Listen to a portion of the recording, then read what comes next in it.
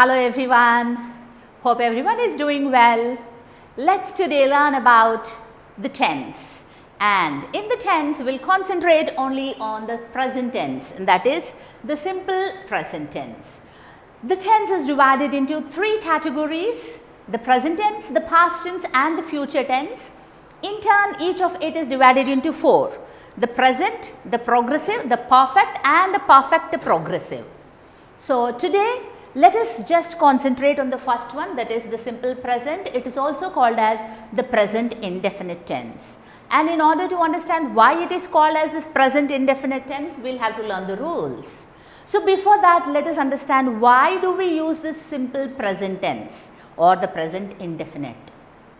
Let me tell you one thing very clearly here.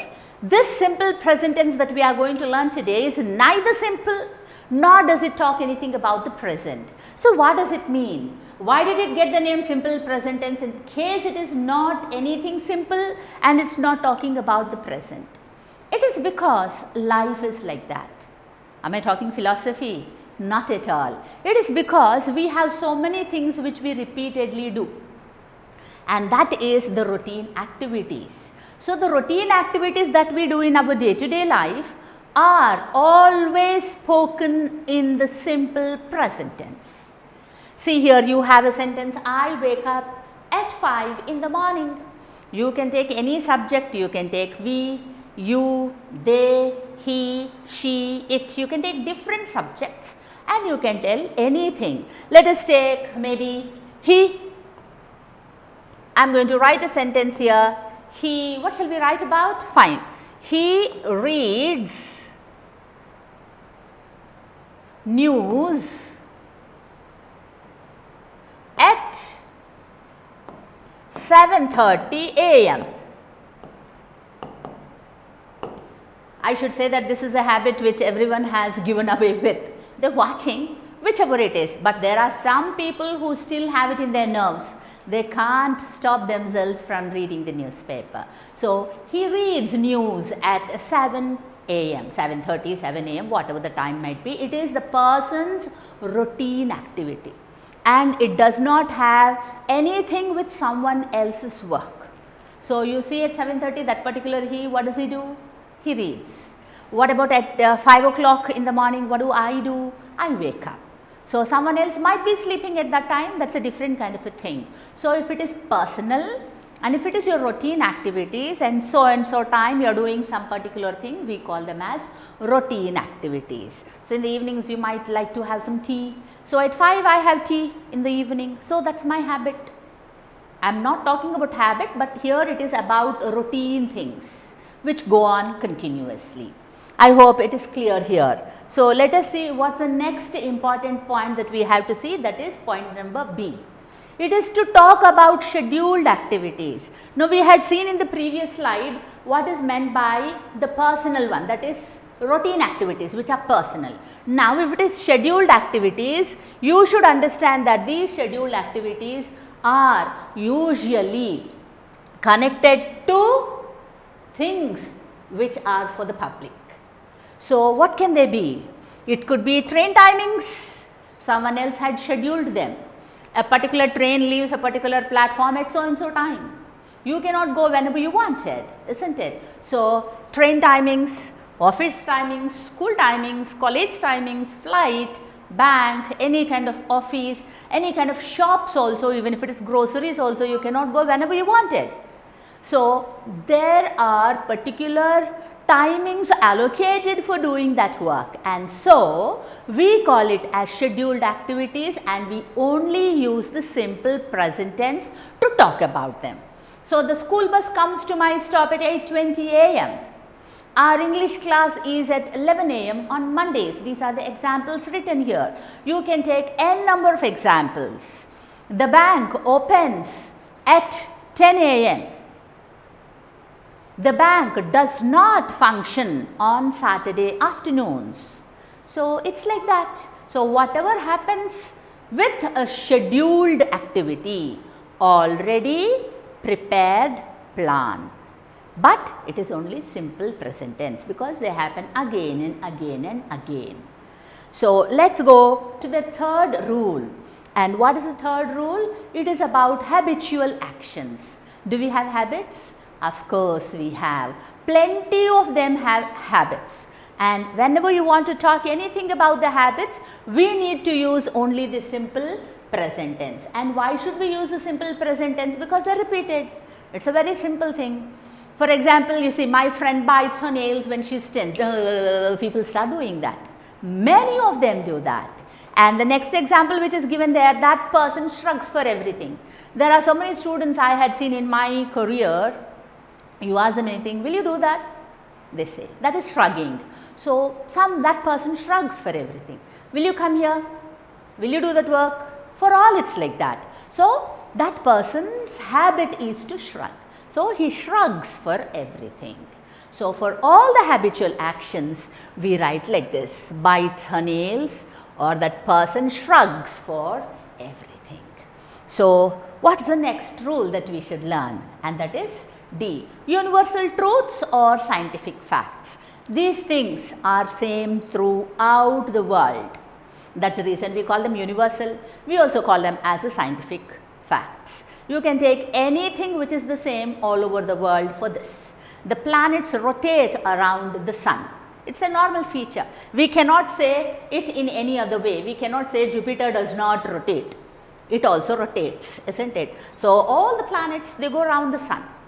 All who are born die one day. It is compulsory. Any living creature which is born must die.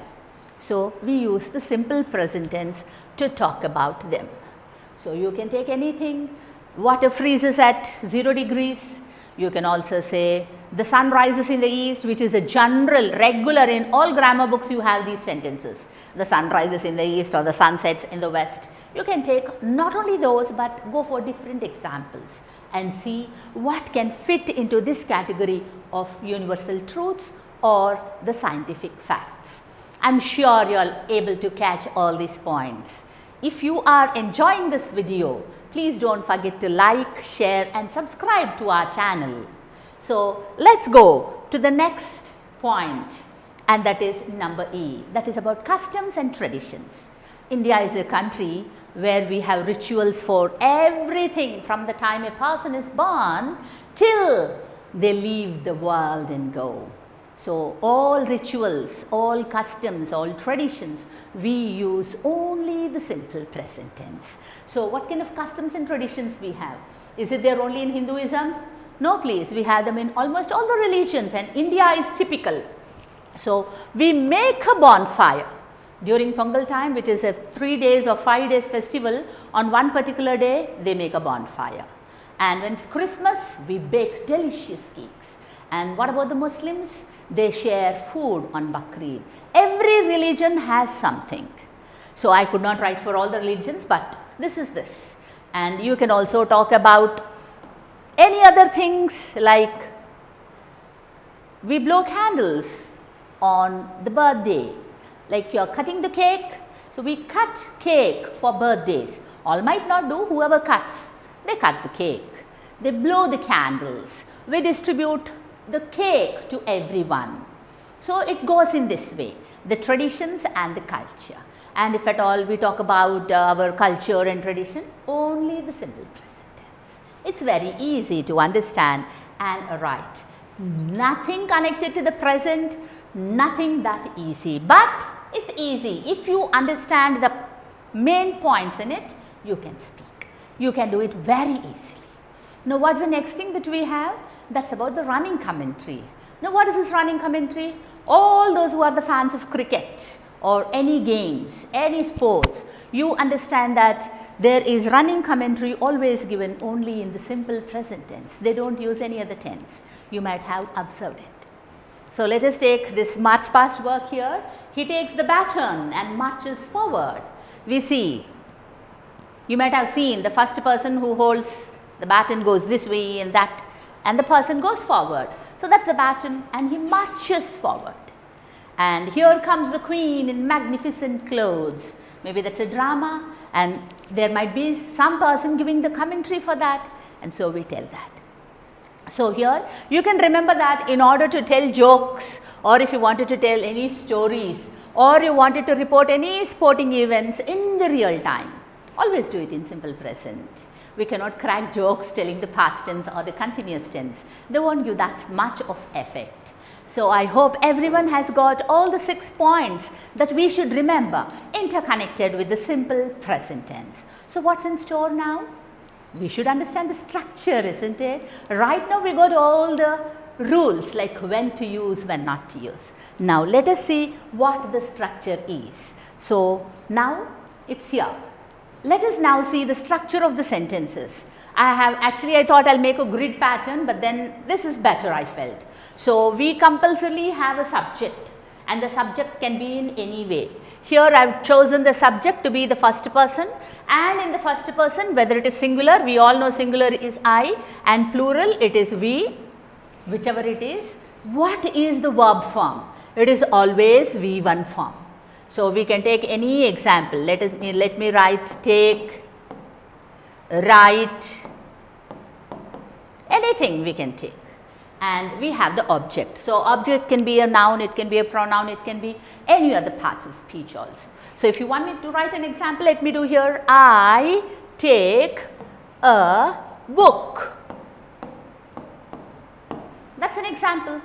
We write a test on Mondays.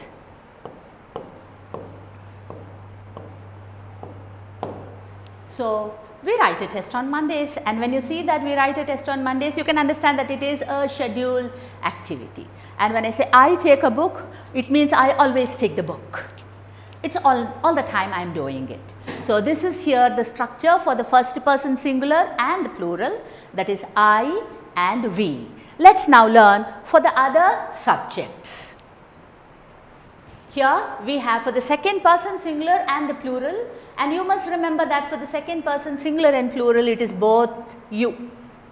I could have written just you, but I purposefully took you so that you will understand for one person also it is you. You do mathematics well. If at all I am talking to one child or one person, in case I am telling to my whole class, I say you are good at English. I might point out all the students and say you. So, if it is for one person also, it is you. If it is for many also, it is you. And what is the verb? It is the same thing which we had in the simple present tense, that is for first person singular and plural. It is V1 form. So, let me write here, I am just taking the auxiliary verb are. You are, and I am taking here good at English.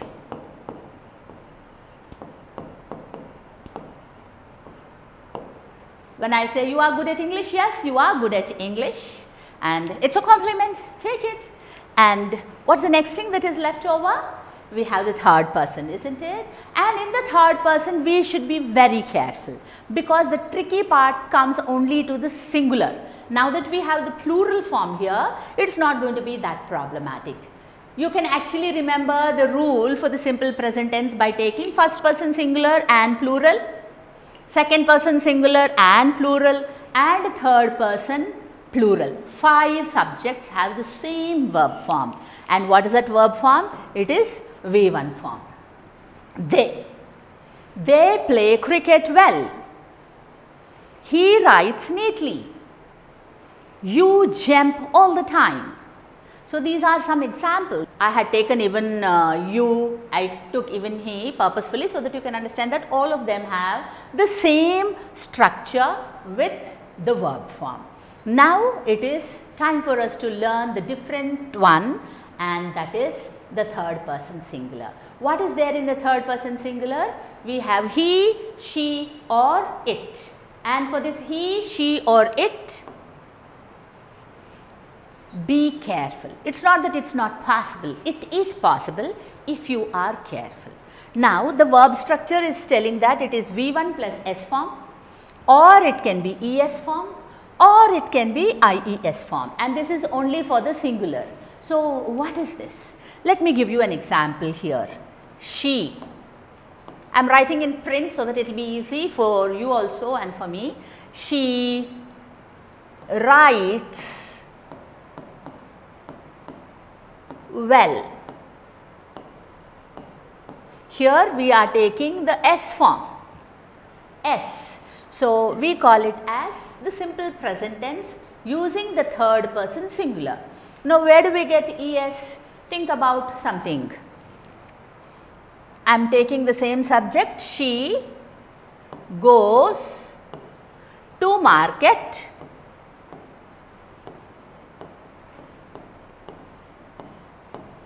every weekend.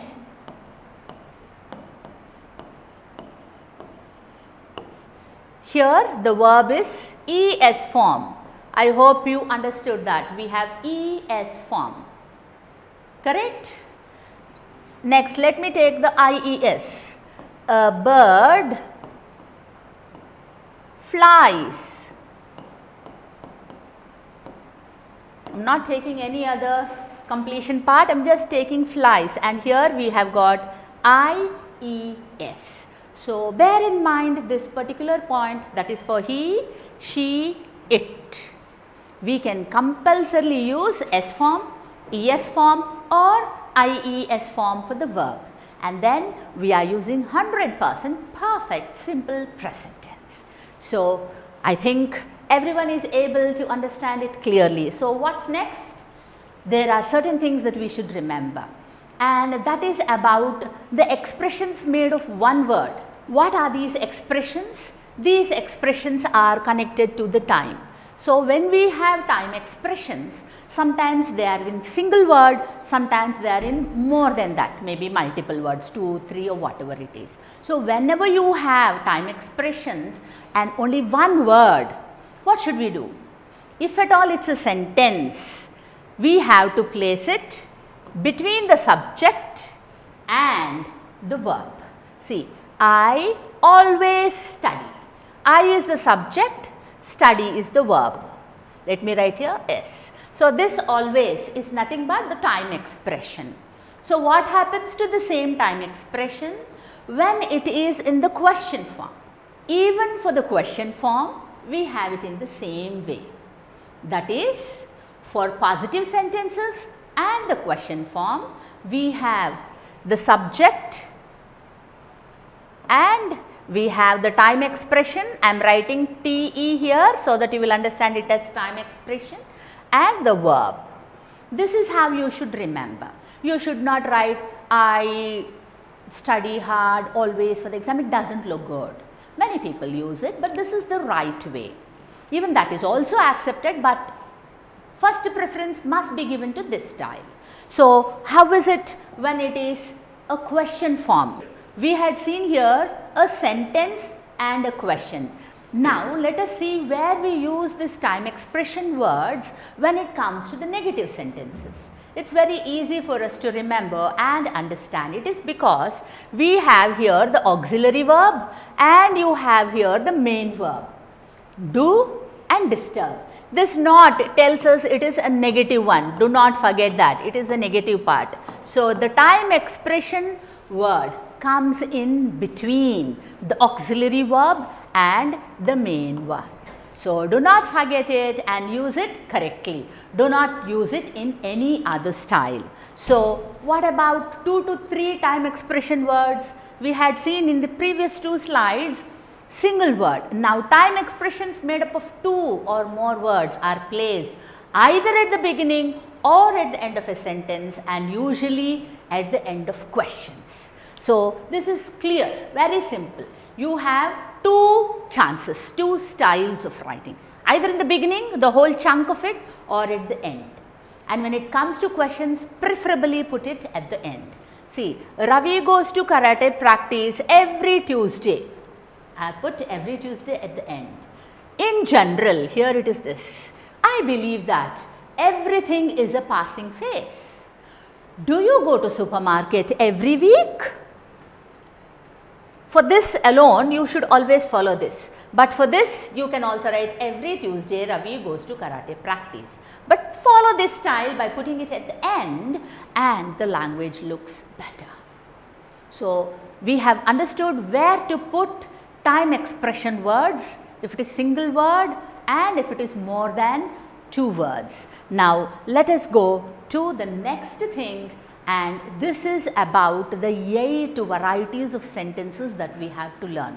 Actually speaking, for simple present tense and simple past tense alone, we can write them into 9 varieties, but for the others we can write only 8. So, if at all you get to write these 8 varieties or 9 varieties of sentences perfectly, I can tell you that your language is going to be beautiful. You will do wonders. Now, what is that? It is very simple. I have given here an example. He swims in the YMCA during weekends, and understand what is what.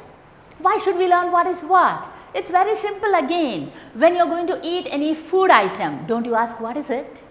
And then you like to relish it, isn't it? Same thing goes with these kinds of sentences.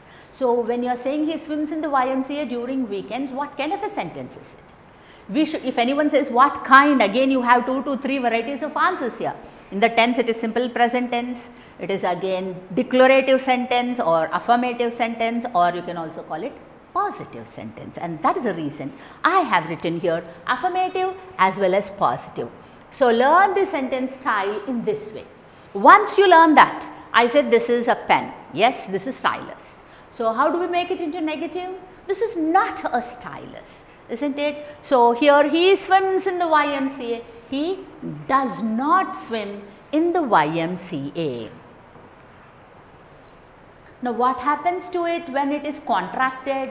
Contracted is he doesn't swim in the YMCA. Now, you might be wondering what's the necessity for us to speak with the negative structure with the does not and contracted structure doesn't swim.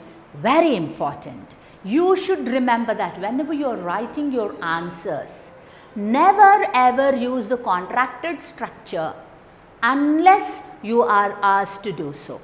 That means if you at all you have a writing skill like a story or you have any dialogue writing, at that time you can use it. That is the negative one, contracted negative one. Otherwise, you are not supposed to do it. You are going to use this contracted form only when you are speaking. Why don't you do that? You can ask someone directly, but when you are writing, you are not supposed to do it in that way. Why do you not do that? You ask like that. Got it? So, let's see what are the next 3 things that we have to remember and understand. Before we go to the next slide, understand that these 3 are in the sentence form. We have the periods placed at the end of each sentence. So, the next one says all are questions. So, how do we write these questions? We use the auxiliary verb does because it is the third person singular. For the third person singular, what do we use? The auxiliary verb becomes does. And for all the others, when I say all the others, you must remember it is for first person singular and plural, second person singular and plural, and the third person plural, we make use of do. It is for others. I am writing others here so that you can understand. Or let me write here first person singular and plural, second person singular and plural, and the third person plural. For them we make use of do. So, how do we write the sentence here? The questions, affirmative question or the positive question. Does he swim in the YMCA during weekends? So, how or why should we use it? We get an answer as yes or no. See the next one. Does he not swim in the YMCA during weekends? This is the negative question. And see the third one. Doesn't he swim in the YMCA during weekends? And this is the contracted question. For all the 3 of them, the answer can be yes or it can be no. So, we have learnt altogether 6 varieties, and in the next slide we will learn the other 3. And what are these 3? These 3, in the 3 we have 2 tags and the last one is called emphatic sentence. So, I wanted you to remember that emphatic sentence is not written for all the tenses. We write only for a few of them, and in that one is the simple present tense. Now, what is the meaning of a question tag? In case it's a question tag, please remember that a question tag consists of two parts. One is a statement, I am writing S for statement. Another one is a question. So, for the question tag, the sentence is divided with a statement and a comma and the question tag, and the end is a question. Don't forget this. Do not put a full stop here or do not leave this comma here. Both of them are wrong. So, how do we do it? Again, very easy to remember. The reason for that is, in case you are writing the first variety of sentence, I hope you will remember the first variety of sentence, that is affirmative sentence, or what was the name that I asked you to remember? Positive. Affirmative or positive sentence. If you are taking that, the tag must compulsorily go into the contracted negative form. Very easy, isn't it? And in case you are taking the third variety of the sentence, you all remember it, contracted negative sentence. In case you are taking that, what should the tag be? Affirmative. Very simple. If it is doesn't here it becomes positive. Does he? And what's the last one that we have to learn? Emphatic. What's the meaning of emphatic sentence? An emphatic sentence is used for the sake of stressing some point and telling. In case you are talking, your friends are saying, hey, he doesn't go to swim. And one person says, I think he goes. Another one says no, one more says yes, and then there's a lot of talk going on whether he goes or not. A person who knows for sure can say, hey, he does swim in the YMCA during weekends. So, you are stressing it and telling for making everyone understand that it is yes, it is positive. And this is this for the simple present tense. I hope you all have got thorough idea how to go about with the simple present tense. In the next video, I will be doing the present continuous tense. Have a good day. Please don't forget to like, share and subscribe our videos.